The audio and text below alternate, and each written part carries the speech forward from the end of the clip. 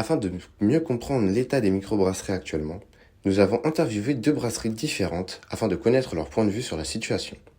Tout d'abord, nous sommes allés à la brasserie Hectare, un gros pub situé dans la zone industrielle Airbus de Toulouse, où Thomas Lévesque, associé et gérant brasseur, nous a accueillis. Voilà comment on se porte un peu le marché, c'est que nous en 2021 quand on s'est monté, tu avais une brasserie par jour qui se créait en France, en professionnel. Et aujourd'hui, il y a plus de brasseries qui ferment que de brasseries qui se créent.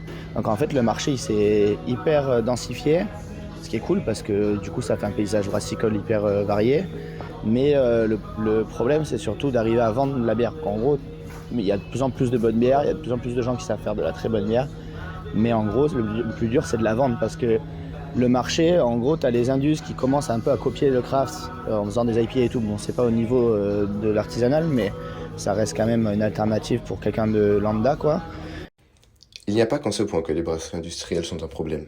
En effet, Thomas Lévesque nous partage les problématiques concernant la distribution des bières artisanales, notamment dans les bars locaux émergents.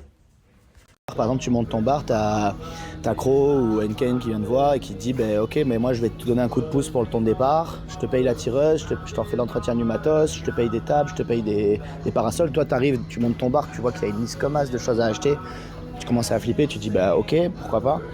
Et en fait, derrière, t'es engagé sur des volumes à l'année, sur des prix, tout ça. Et surtout, du coup, si t'as un petit brasseur du coin qui vient te voir et qui te dit je pourrais mettre ma bière et tout, ça serait sympa de bosser ensemble, toi t'es là, désolé, j'aimerais bien, mais je peux pas parce que je suis lié par ce contrat-là. Nous avons également interviewé Hubert de Faltan, artisan brasseur et propriétaire de la brasserie Tolosa, anciennement brasserie des frères brasseurs, qui nous a partagé son expérience dans le domaine brassicole ces dernières années.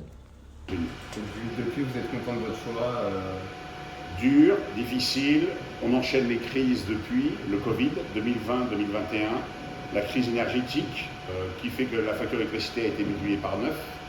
Sachant que la brasserie, brasser une bière, ça reste quand même assez énergivore. Après, on a eu les crises sur, bien sûr, forcément, donc le carton, le plastique, l'acier, donc tous les produits qu'on utilise, le malt aussi, l'orge maltais, les levures, tout a pris au moins 50 à 60% de hausse. Et quand ça a commencé à rebaisser, ça a été d'autres crises ailleurs qui sont arrivées. Maintenant, c'est la crise du conflit américano-israélo-iranien, ça n'arrête pas. Chaque année nous amène un lot de difficultés monumentales.